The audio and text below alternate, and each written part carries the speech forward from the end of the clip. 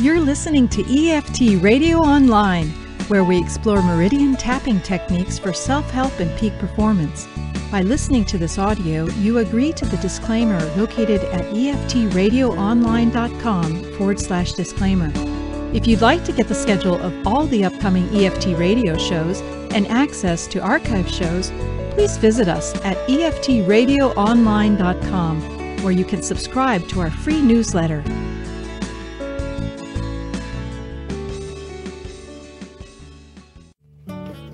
Are you a savvy, successful single looking to manifest your soulmate? Are you stuck repeating the same kind of unsatisfactory relationship over and over? What if you could stop struggling to find love and just be love so that your soulmate comes to you? Welcome to Manifest Your Soulmate with EFT, where you'll discover how to unleash the power of your mind to attract the love of your life. Your host is Dr. Annette Vaillancourt, author, master manifester, and the Elite SoulMate Coach. Hi, beloveds. Welcome to another episode of Manifest Your Soulmate with EFT. I'm Dr. Annette Vaillancourt, the Elite SoulMate Coach. Today, we're going to talk and tap about how the inner critic may be blocking you from finding love. This area is of particular interest to me because I remember the very first time I recognized what a strong inner critic I had. I was babysitting for a colleague during graduate school, and I was feeling really bad, and I did not know why. So I sat quietly and just paid attention to my thoughts.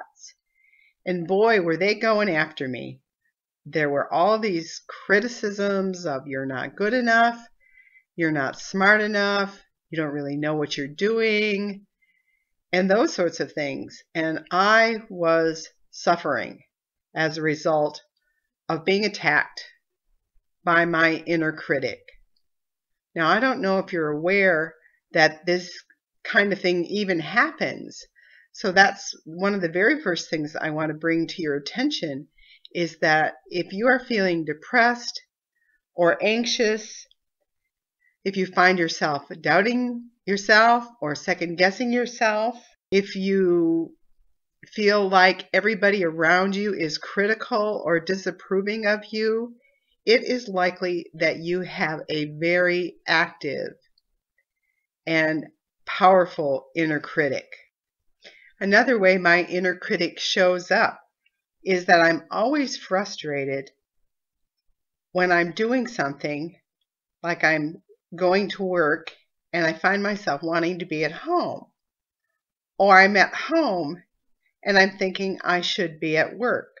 So it's never okay for me to be where I am, and consequently it's very difficult for me to be relaxed and just enjoy my work or just enjoy being home, because my inner critic tells me I should be in the other place. So imagine for a minute getting to know your inner critic, because if you don't know them, they will run your life. They will tell you things about yourself that aren't true, and they will make you miserable. So even though this sounds like a nasty part of your psyche to get to know, once you befriend it and once you learn how to calm it down or quiet it down, it will not paralyze you, block you, or cause you to live in a constant state of doubt and uncertainty. Most of us just want to get our inner critic to shut up. On the other hand, maybe it's there for a reason. Maybe it's there for our benefit, and we can use EFT to transform it from an inner critic to an inner cheerleader. We'll talk about that in just a few minutes. But first, I want to try a little exercise. So in a minute, I'm going to have you close your eyes if you're not driving a car, or if you are driving a car, to pause this recording and listen to it later, because we're going to do a little guided imagery. So start by closing your eyes and taking a few slow, deep breaths. And as you continue to breathe slowly and deeply, on each in-breath, imagine inhaling peace, serenity, and confidence. And on each out-breath, imagine yourself exhaling stress, worry, and self-doubt. And as you continue to breathe slowly and deeply, notice your body, your muscles, your thoughts, your worries, just relaxing. And any and all tension that you have is just fading away. And as you go deeper and deeper into this relaxation, imagine yourself coming into a room or a restaurant, a new place where you've planned to meet some new people. And take a minute to notice how your body is feeling in anticipation of meeting new people.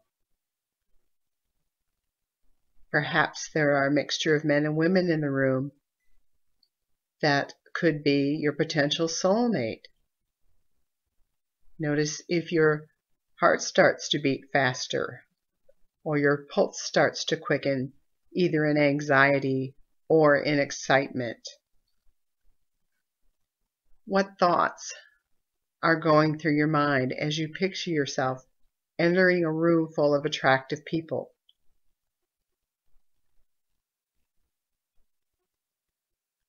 Are you having doubts that anyone will be interested in you, or that you will find anyone that you can connect with?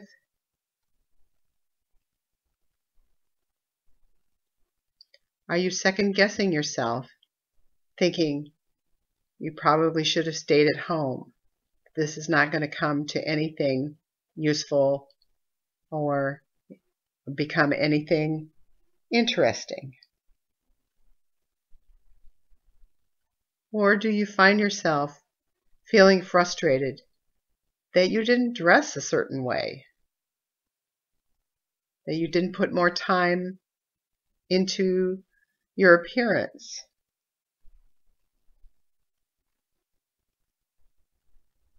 Take a few minutes and just imagine yourself in this scene, that you're being approached by a very attractive person, and make a mental note of the thoughts and the feelings and the sensations in your body that you are having. If your internal critic is active, you will notice that your relaxation and your serenity and your confidence has pretty much evaporated. Say hello to your little friend, the internal critic. Now, before we end this guided imagery, I want to invite you to take a few more slow, deep breaths and just imagine this scene of this room full of attractive people just kind of dissolving.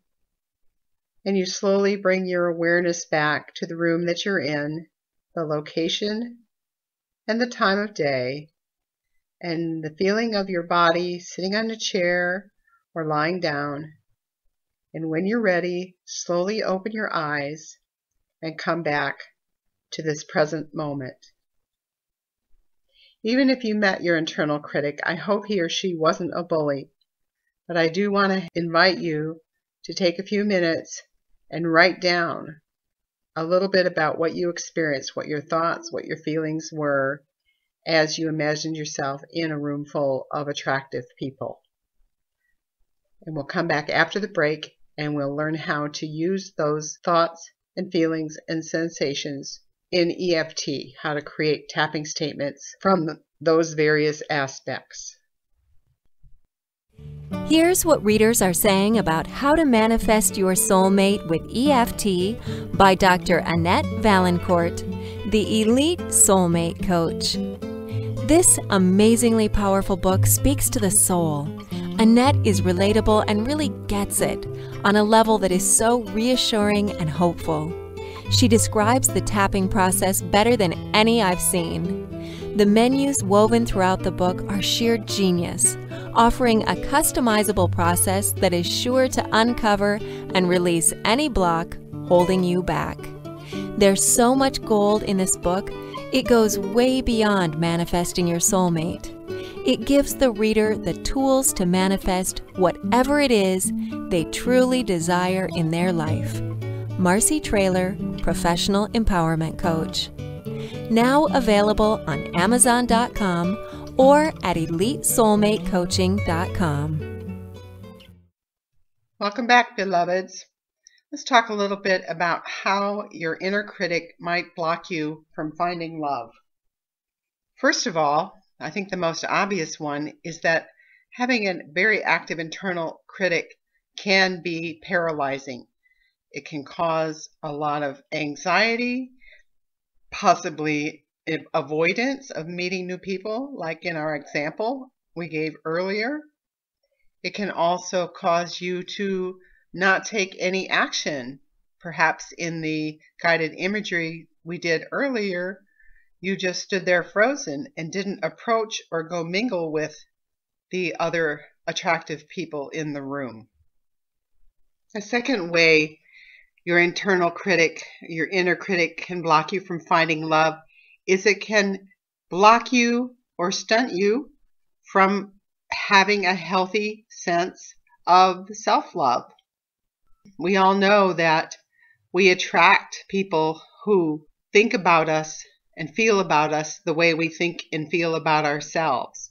So if we have a very active internal critic that is always causing us to doubt or criticizing us, then it's likely that you will attract a partner that is very critical or questions your judgments all of the time. If you've never befriended or even become familiar with your inner critic, you may not even recognize that this picture that it's giving you of yourself is false, is inaccurate. And you may just accept that as the way you are. Oh, that's just the way I am. I'm just kind of shy. I'm awkward with women. Guys don't find me attractive. That's the voice of your inner critic. That is not the truth. The people that we attract, whose opinion of us matches our low opinion of ourselves, are not our soulmates. We may find them very compelling because our psyche is trying to heal that low opinion of ourselves. And we mistakenly think that if we can convince that other person that we are lovable or better than how we think of ourselves, then we may heal ourselves, but it really doesn't work that way. You cannot get another person to change or eradicate your own inner critic. That is your own inner work to do. Or maybe you think, well, if they only loved me, then I would be able to love myself. It doesn't work that way either. I'm sorry to tell you that. A final way that your inner critic may block you from finding love is the idea that you can always trade up. Heard people talk about this before in terms of having difficulty making a commitment to exploring a relationship in depth with somebody else. This idea that they can trade up is actually, I know it sounds arrogant, but it's actually a sign of insecurity. That this person doesn't feel good enough about themselves to be with any one person. They're continually looking for something better, something more fabulous, more exciting, that sort of thing. So if they really got honest with themselves, looked inside, they would find that their internal critic said, you have to be with somebody that's a 10 because you feel like a 5. And maybe by associating with them, you can at least be a 7.5, or maybe lift it up to their level. Okay, let's start turning some of those thoughts and feelings and bodily sensations that you had in the guided imagery exercise into tapping statements. So get your notes and looking over those, pick one that has the most intensity for you right this moment. Next, we're going to put it in the form of a tapping statement. And the generic form is, even though I have this problem, or this fear, or this belief, or this physical sensation in my body, and the default second half of the statement is, I deeply love and accept myself. Now, I often hear the question of, well, why are you saying something negative? Aren't you tapping in to your brain, into your psyche, something negative? And my response is, it's already there. You're just acknowledging it, and you're aiming at it. You're aiming to remove something that's already there. It's the tapping really that does the work. It's the tapping statement that just points you at the specific problem that you're having. So once you have your tapping statement written, the next thing to do is to get an intensity level before you start tapping. So read your statement out loud and check in with your body, with your mind, with your feelings, and rate the level of intensity on a scale from 0 to 10, with 0 being it doesn't bother you at all, there's no intensity or concern there, to 10, which is the highest intensity that you can imagine.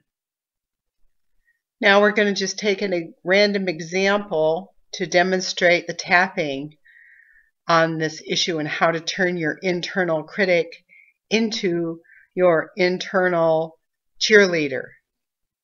I'm going to use one of my own issues because lately I've noticed I've really been bothered by this internal critic who I really just want to say shut up to, but I would much rather transform it and what it's saying to me into an internal cheerleader.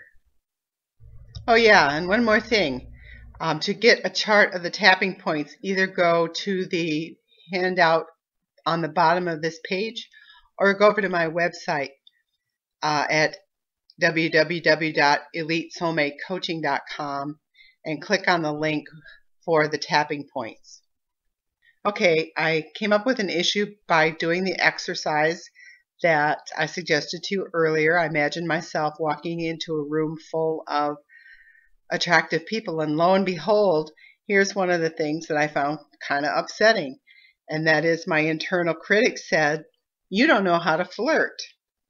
You're not good at it, and you may chat with a guy, but he's only going to see you as a potential friend. Guys only see you as friend material.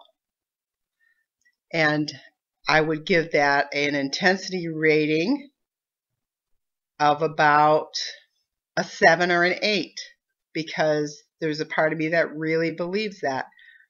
And it actually has manifested in my life many times where an attractive guy that I might be interested in does not pick up that I'm flirting with him, or he only sees me as friendship material and I don't realize that that's what's going on. So it's a real issue for me. So we'll tap on that.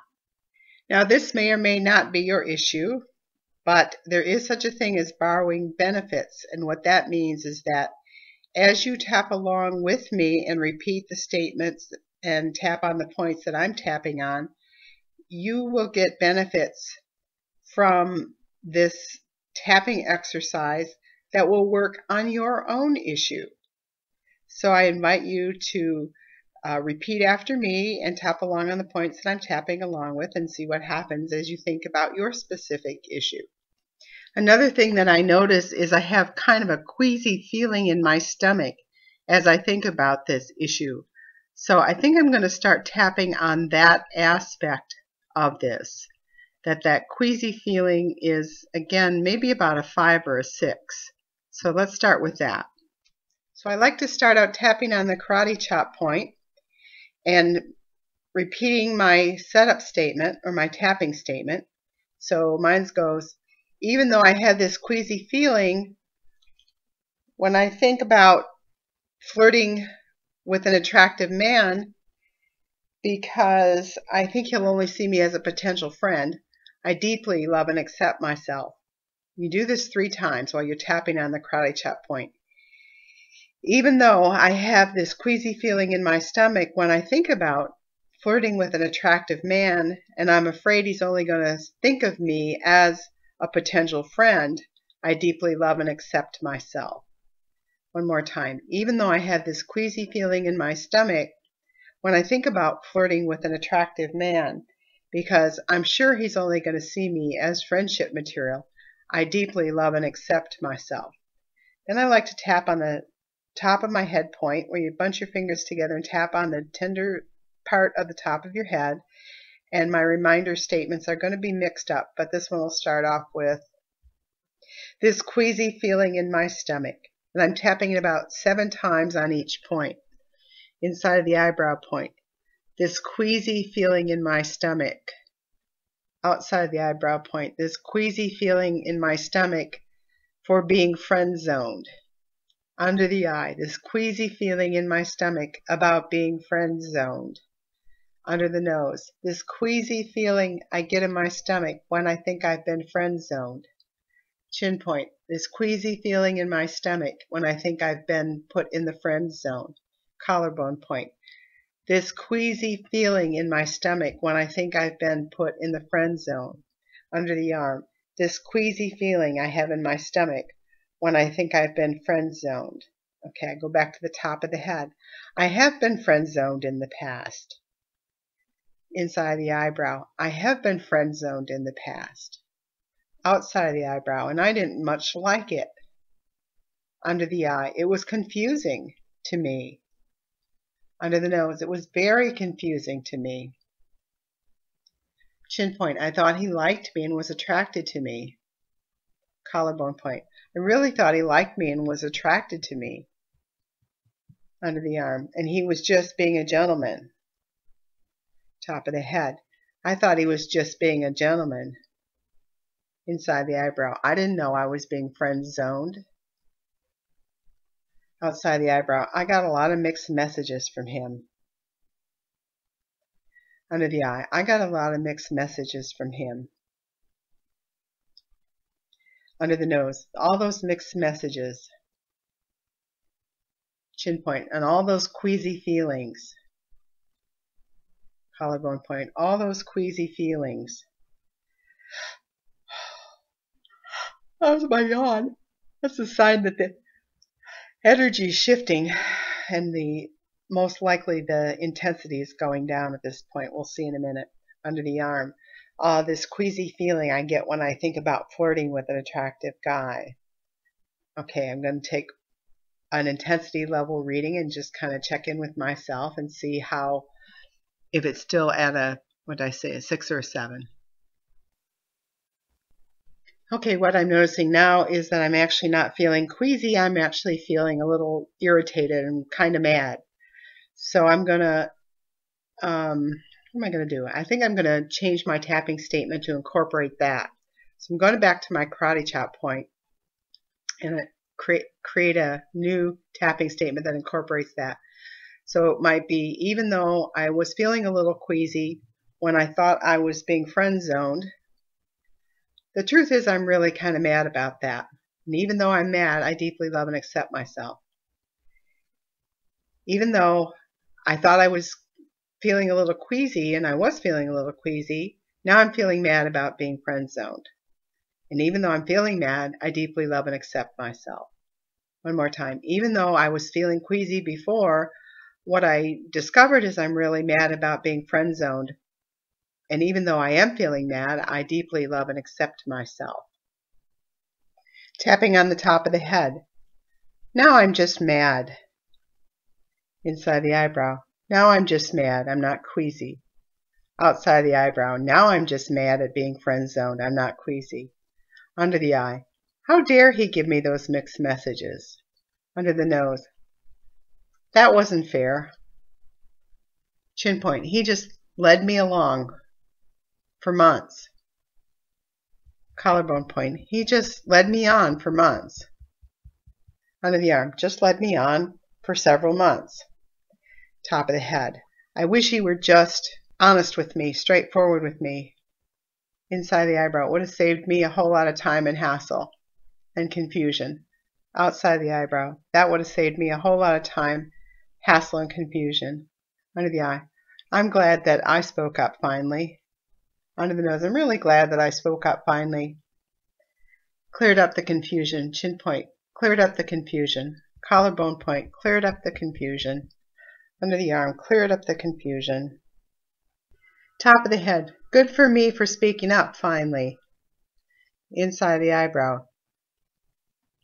Even though I felt really vulnerable, I'm glad I spoke up. Outside the eyebrow.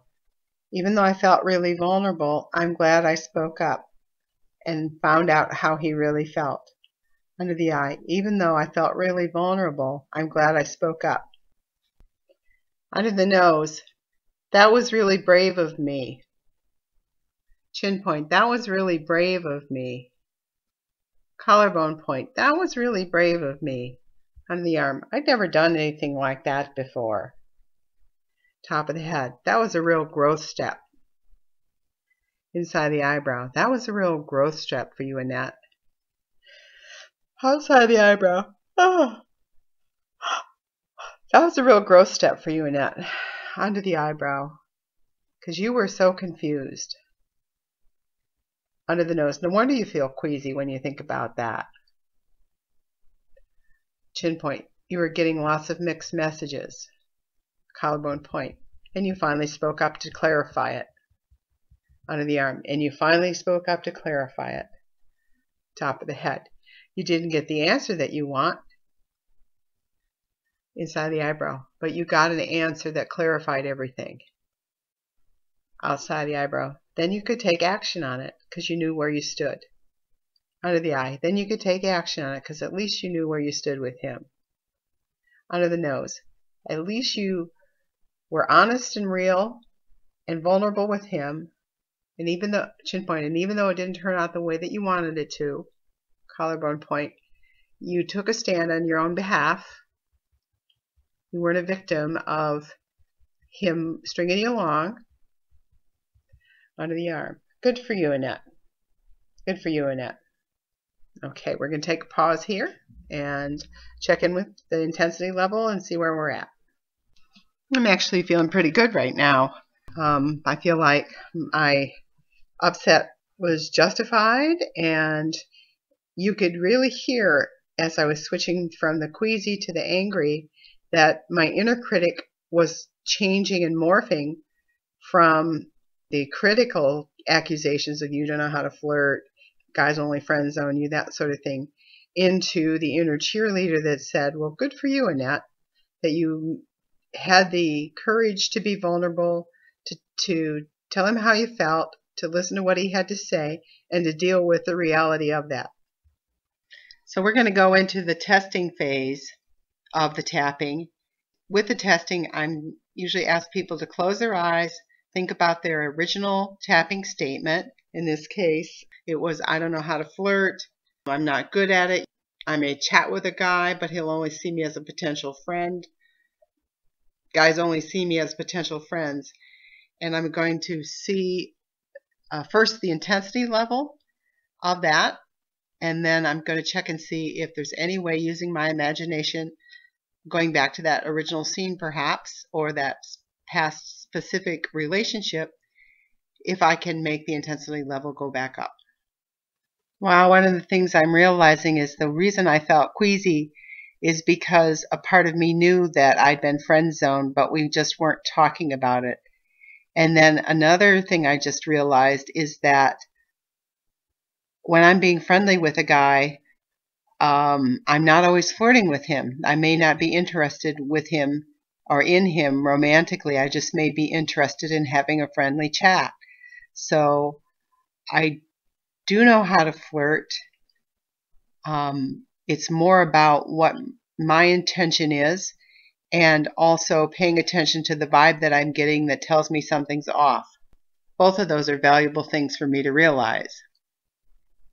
See, this is why I call EFT Epiphanies on Demand, because in the course of tapping and testing, I often have a major shift in perspective so that I see things altogether different, and not only do my feelings change, but my physical sensations that were tense or upset go away, and my thought process shifts as well. So that's just a really valuable thing for me, and another reason why I encourage people to have their own daily tapping program.